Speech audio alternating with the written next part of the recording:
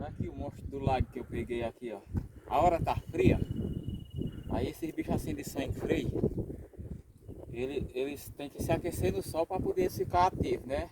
Aí o monstro do lago tava ali na toca, bem sossegadão. Espera ainda.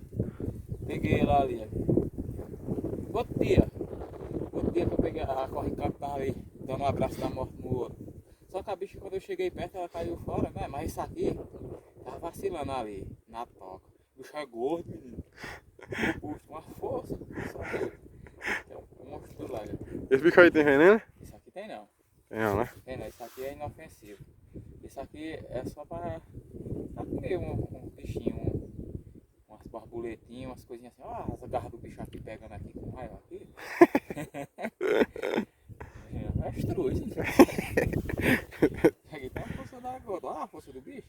Essa caudona dele aqui, se fosse um iguana, já tava dando lapada aqui virado no fio da pé.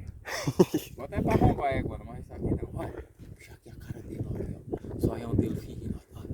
Fingindo que. Olha o jeitão, o zoião uma buticada aqui, ó. O bicho parece o monstro do lago mesmo, parece? Todo verdão, bonitão. Soltei ele aqui pra tu ver como ele não é rápido. Se fosse depois do sol quente, mostra meu rosto. Se fosse depois do sol quente, ele ia atingir uma velocidade, mas agora ele vai sair só se arrastando, porque ele tem que primeiro se aquecer. É tipo um painel solar, para poder ele recarregar as energias dele. Só que ele sai bem devagarzinho. Se liga aqui, ó. Gosta aqui pra ver a soltura do danado aqui. Corta aqui, solta ele aqui devagarzinho aqui, ó. Ele não vai sair detonadão, ó. Se liga, ó.